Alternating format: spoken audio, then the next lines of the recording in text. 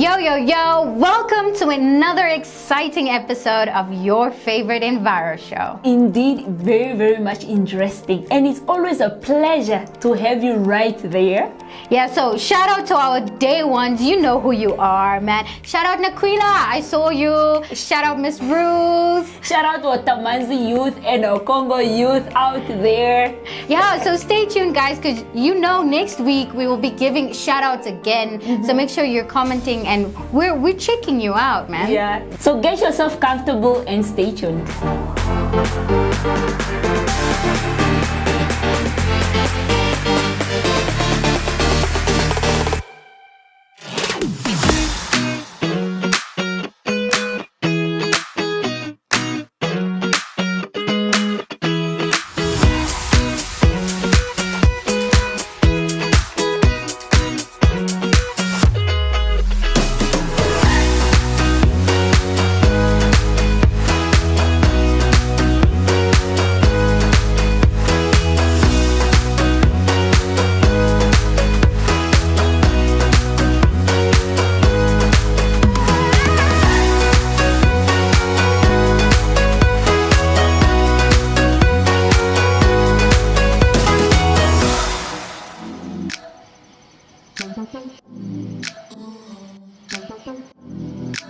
Hi, this is Naquila and you're watching Youth Enviro Show. Ek is Luciano en jy kyk Youth Enviro Show. This is Martha, you're watching Youth Enviro Show. Stay tuned.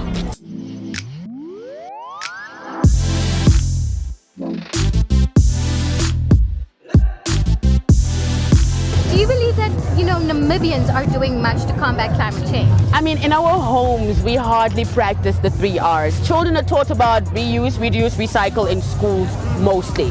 But in our homes, we don't even have systems where we recycle. We don't even have systems of what do we do with our cans, And I know that there's so many organizations and institutions who on a weekly basis do the rounds in terms of educating people. Even the red plastic bag that we get from Rent a Drum. Yeah. I mean, it's like so much information on that bag. But our people toss it. They just put it in the garbage bin. I think that there's just a lot more we can do. We're not doing enough to continue protecting our planet. Someday I would like my children's children to be able to see a rhino. Welcome back. In our previous episodes, we have been focusing so much about climate change. So today, we are going to dive in more and more about something very interesting. Oh, I find this like the most interesting topic that we've had so far. And this is the reason why we do not want you to go away, because we'll be speaking a lot about interesting topics that can actually help you. However, now, in this one here, right here, we are going to teach you or educate you about speciation and extinction. So Sharesa, before our viewers start commenting, what is species? Well, I hope most of you remember from biology. Some of you that are still in high school, we know that a species is a group of organisms, similar organisms, that are able to interbreed. So we know that plants, they're a certain type of species, animals are a certain type of species, and us, we're also a certain type of species. Now, I want to find out from you, what is our species name? What do they call us? If you have the answer to this question, please comment down below. Moving on, let's define what speciation is. So speciation is how a new kind of plant or animal species is created. Speciation occurs when a group within a species separate from other members of its species and develop its own unique characteristic. The demand of different food that are actually being found in a certain environment and the characteristic, it's what actually differentiates this species from the ancestors. For example, the Galapagos finch. These birds actually live in different islands of archipelago Galapagos Island. So what happened is that these birds, before they isolated from one another, like this species, it was actually due to the fact that a physical barrier, like an ocean came in that island. Now it divided islands into different islands, smaller islands, causing these species of birds to live in each island. Yeah. So now what happened is that in each island is actually different. The environment there is different. The food there is different. So and this is the reason why each species of these birds in different islands, they have developed or they have evolved new characteristics that could only fit for that certain environment.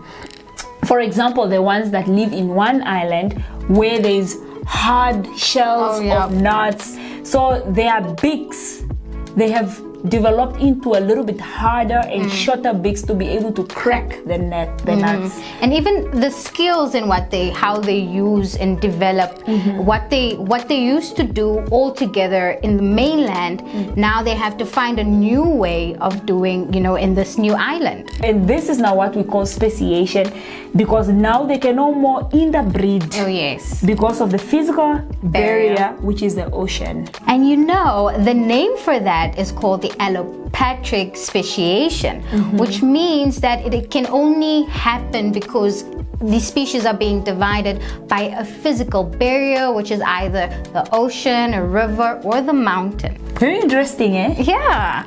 Let's talk about now the peripatric speciation. This is when an individual of this species, for example, let's talk about the birds. A group of organisms in this group, they have actually separated as well by physical barriers you have mentioned, an ocean or a mountain. However, the difference between allopatric and peripatric is that now in peripatric is a small number that is actually separated from the large number of the same species. Now and then they also have to be different, they have to evolve. However, they still cannot interbreed because of the physical barrier. Remember, we are talking about creation of a new species, which is actually different from the ancestors. Now, this is actually bringing us to now the parapatric speciation. When this speciation occurs in a mining area, and mining area actually produces, or let me say the mine in that area produces harmful gases, harmful metals, toxin, a lot of toxin. So for example, a buffalo grass, guys, it is grass that has been named after the animal, not the animal eating the grass, because that's what I thought. So this grass, it evolves in such a way that it has to develop mechanism to be able to obtain food as well as obtain water, like through absorption, nutrients in a polluted environment. So it can also develop like enzymes that can able to to catalyze certain metals. However, the buffalo grass in the mining area will not be the same as the one which is not in a non-polluted area, and this is where speciation occurs, because these two species are now different due to the environment. Well, and this brought us to the last speciation, which is artificial speciation. Artificial speciation is normally done in the lab. This is when you see people are creating new species in the lab using, for example, experiment, using, look at some dogs. They were created from the lab. That is true. Look at some, And it will even continue happening more and more as the world is developing. Yes. Because, we're looking for new ways, technology is developing in such a fast pace that we're looking for new ways of our mundane structures, food. Is very, very important. When it comes to food productivity, a lot of things has to be done so that it can be able to feed all the people. Yeah. So why don't you give us an example of a type of speciation that we have actually not spoken about? This could also be artificial, or it can be allopatric, or sympatric, or peripatric, or parapatric. So comment down below.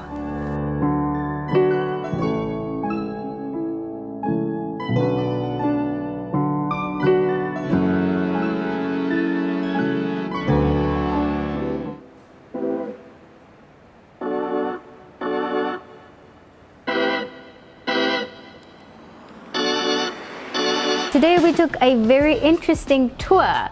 We came to the Natural Science Department of the museum. Can you believe it? We actually have a department, a part of our museum, that deals with all interesting species, mammals, fishes, reptiles. I am blown away, and so you will be as well. So come on, let's go along as we go through these different departments.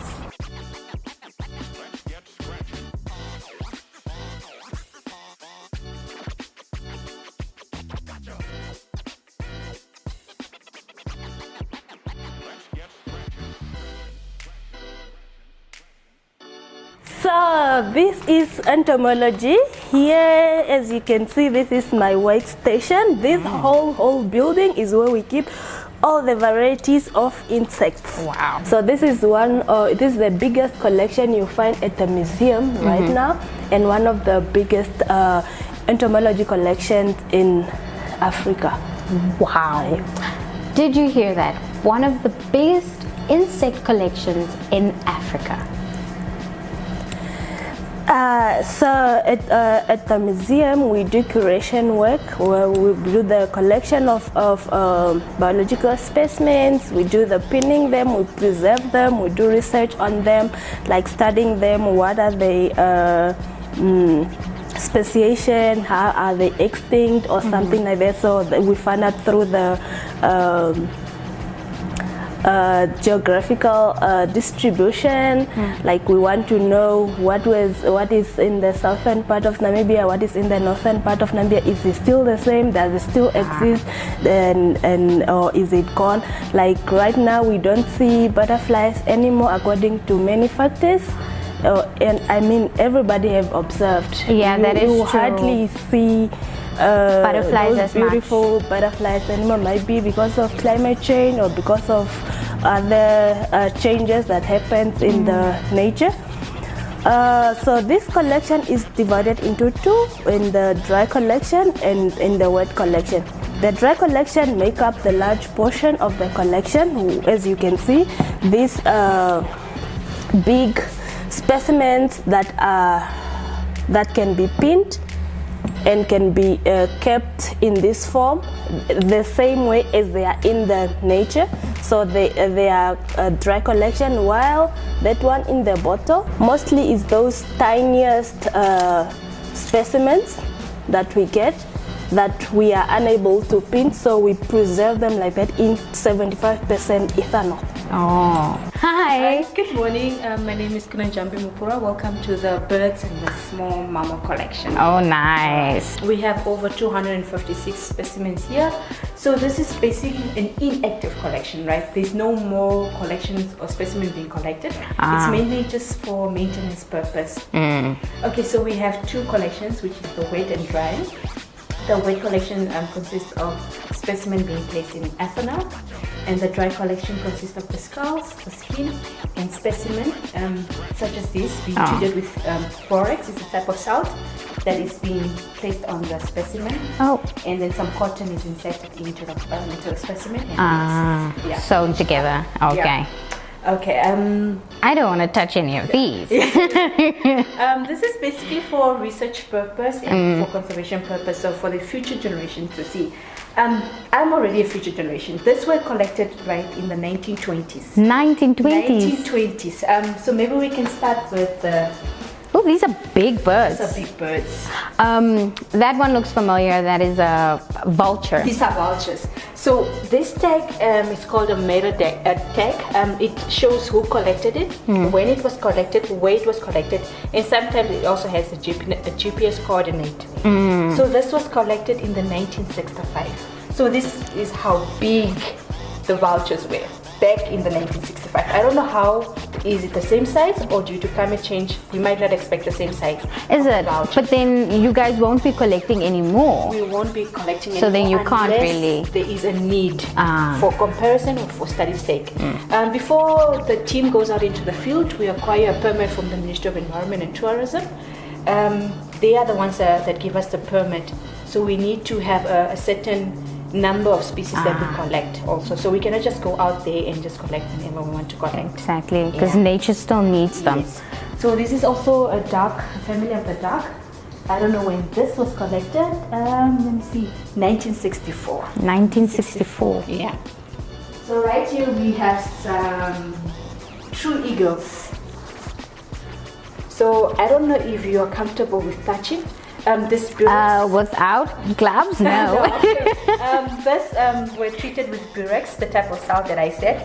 So it kind of keeps it in this most natural state. Imagine if I say this were collected in the 1920s, and look at how well preserved they are. They're very soft, Yeah, actually. very soft. So they place a certain cotton in the middle of it. So it's just all for preservation's sake. For the lovebirds. Oh, lovebirds. So we also preserve these little birds also here in its most natural state also. Guys, so this is from the 1972, I think. This is when this was collected. oh, okay, yeah, I can see these are all the same breed. Yeah, all the same breed. So each drawer would have a certain family. So yeah, you see. Oh, Sorry about that. This is No, our it's small okay. mammals. This is the African wildcat. I'll stand right here by you. Yes. So this is part of the dry collection. It's treated with Burex, and this is the small spotted cats. I haven't seen these ones around. Oh, yeah. Yeah. So I'm sure they are around. It's just that Oh, are these are in the wild? they are all in the wild. Yes. These are the hair collection also. Yeah. So they also just preserved the same. So hares and rabbits are different, They are different families. but they're able to crossbreed. They should be from the same family in order to crossbreed. Oh, Yeah, they so should be the same family in order for them to crossbreed. okay, get that now. This is zebra and lion skin. You know, this might be the closest I'm gonna get to a lion. So, wow. This was also treated with Burex, the salt that I was telling you about. Yeah, I can feel that these are pretty hard, but that is what happens to the skin, right? After a few years. So this is what a zebra feels like. So right here we have the pinkaleni, which is one of the endangered species in Namibia. They are quite hunted, they're in demand, so that's why they're well protected by the Ministry of Environment and Tourism. So anybody who's found with it is actually fined. We have some springbok, water. So as we said, this is just the skin collection. And right here we have the jackals. So these are just all skin that are dried and treated with Burex. These shells are actually pretty hard, hey? But maybe because they've been preserved after some time, they do feel a bit fragile. My name is Samo Baepi. I am the curator for the ethology and the aquatic invertebrates collection. So the aim of the collection is to collect and preserve all fish species and aquatic invertebrates across the country. Like for the fish collection, we collect mostly from the rivers, the dams and the lakes, and the marine environment, which is our sea. So in our ethology collection, we have two sections. We have the freshwater fish, we have the marine fish. So our freshwater fish comprises of fish that we get from freshwater, and our marine comprises of the sea. So in our freshwater collection, we have a variety of species that we have collected from rivers, from lakes, and dams across the country. We also have specimens that were given to the museum as donation from other countries like Angola, Germany. And our marine just mostly comprises from the ocean. So how do we get access to this, or how do we collect? We usually have trips or field trips where we go on surveys, long surveys, where we collect across across the country. And we also get specimens from researchers. Usually when researchers come to Namibia, they are doing their research for their studies, postgraduate studies. So they usually deposit the specimens here at the museum. So that's where we curate them and preserve them. So they don't usually, only if they have specimens that they have to go with to their countries or respective institutions, that's where they have to loan them from the museum.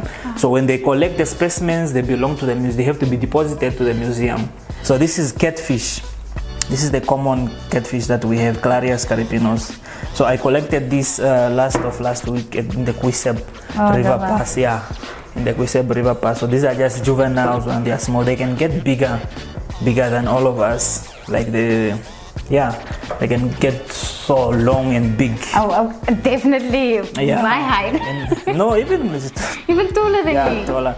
Okay, so this is how we display them. We display them in jars. So these are console jars, and this is 70% ethanol that they are preserved in. So these are just the labels to help with the identification, the name of the species. So the family. Oh yes, that's Alastidae. So this is the family that includes this tiger fish. The family of tiger fish. Yes. So these are all as the same family. And then we have the cichlids. This is includes the tilapias, the largemouth fish, any fish that you see that looks like, tilapia, how it looks like. Tilapia, that's like this type of fish. Oh, they look so nice. Yeah, so any fish that you see or come across that looks like this in this freshwater, it belongs to this family of cichlids.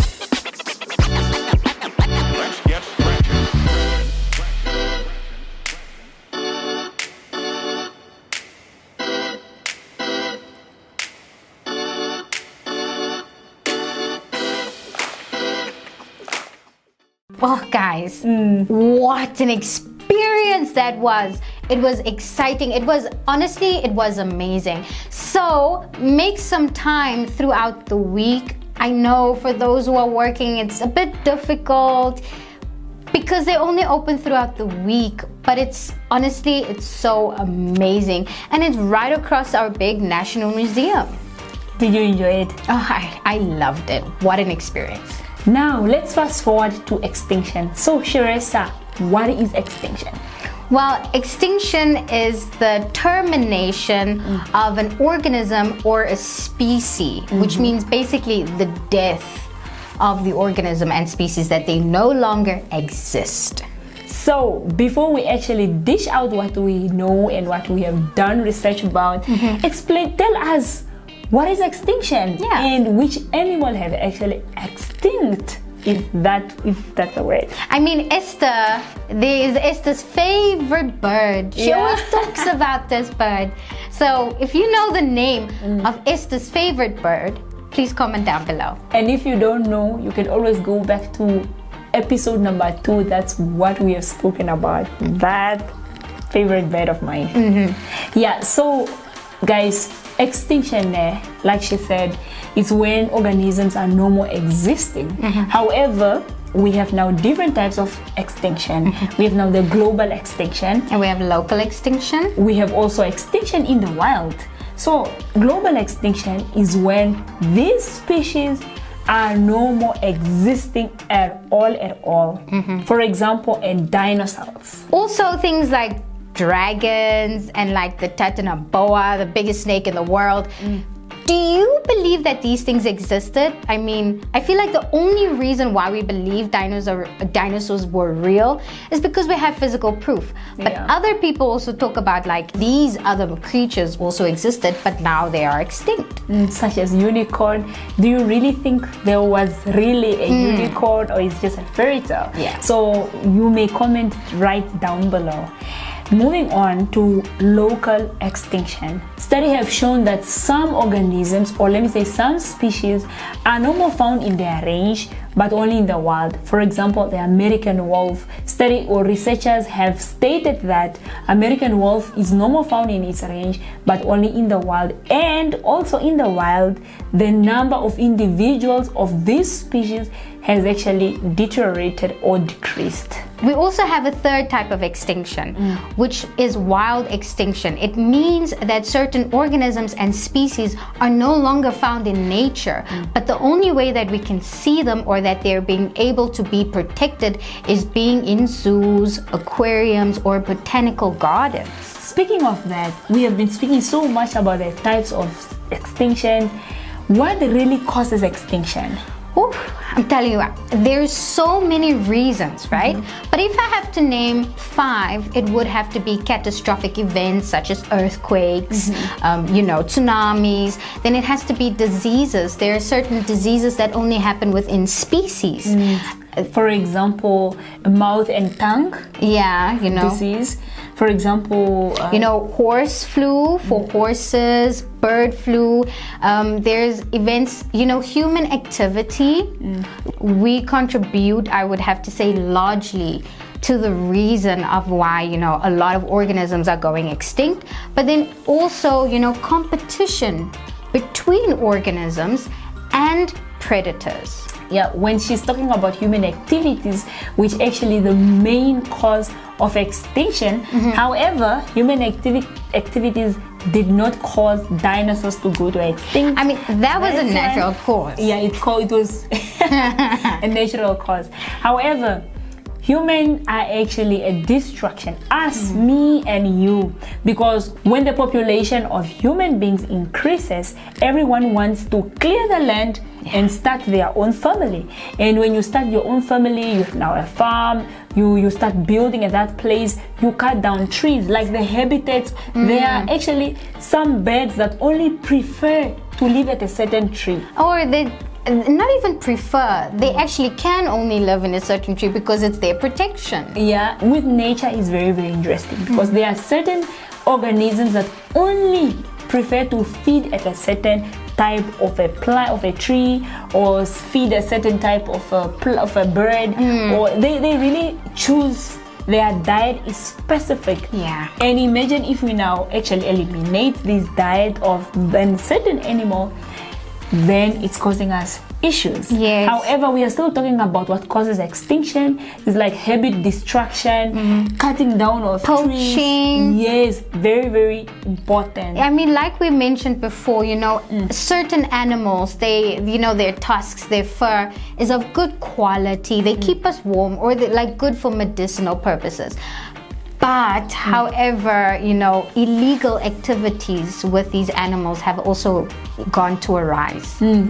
Activities such as overfishing is actually decreasing the fish in the ocean or in the water body, overhunting, and oil spills. However, we have been speaking so much about extinction now, but we didn't mention other interesting species that have actually extinct. Yeah. Species such as dodo bird, which actually extinct 1662, Stella sea cow 1768, Masarini Island giant tortoise 1795, the South African Cape lion in 1858, the Baji white dolphin that went extinct in 2006, and the Chinese paddlefish that went extinct in 2007. Wow, that was recent. That is recent. Imagine every year actually, certain species and organisms are actually going extinct. And that's so sad. But how can we prevent this to happen? How can we prevent extinction? You may comment down right below. And humans depend, we need a healthy ecosystem in order to help us purify the environment. Now imagine one ecosystem, one species is removed from the chain. Yeah. What's going to happen? Yeah, for example, here in our country, we depend so much in our wildlife. Yeah. Imagine if we remove all the elephants, all the lions, all the cheetahs. Sorry, we don't have tigers here in Namibia. All the crocodiles, the hippos, the rhinos. What will happen to our tourists? our GDP is gonna go down. Yeah, and it's always a pleasure to have our tourists actually in the country. I love tourists. Yeah, we love seeing you here. Yes, we love seeing you here. That's why if you are watching us and you are from outside Namibia, you must come visit us here. We have a variety of and plenty of wildlife animals that we are actually trying to prevent from extinction. And I mean, it's so different seeing it in a zoo than what you actually see it in nature. Yeah, so Sharissa, the question still remains, what can me and you do to curb extinction? Well, the most important thing, and it will forever be the most important thing, is education. We need to know specifically what type of organisms or species are in our country that is going extinct or around the world. You know, another very important thing that we need to do is to start driving slowly. Because remember, as humans, we have moved into the habitat of the species and organisms with the developing of our cities. And now some animals, they still live within these developed areas. And as you've seen, they do put up road signs saying, slow down, watch out. You know, wildlife animals are here. Exactly. The warthogs may just jump in. The elephants, you know, may just also walk. And you see in those things, they are very detrimental to us because we end up in accidents. But also many times what happens is that those animals end up dying. And that, is killing off the species. The last extinction prevention measure is by recycling and also by reusing papers. This is because papers are actually from cutting down trees. Like if you cut a tree, papers are actually a plant. Yeah. You cut down a plant to get a paper. And if we reduce, we reuse, that means that we'll have fewer trees to cut down. And this brought us to the end of our today's episode. As from me, Esther. And me, Sharissa. Tot ziens! Bye!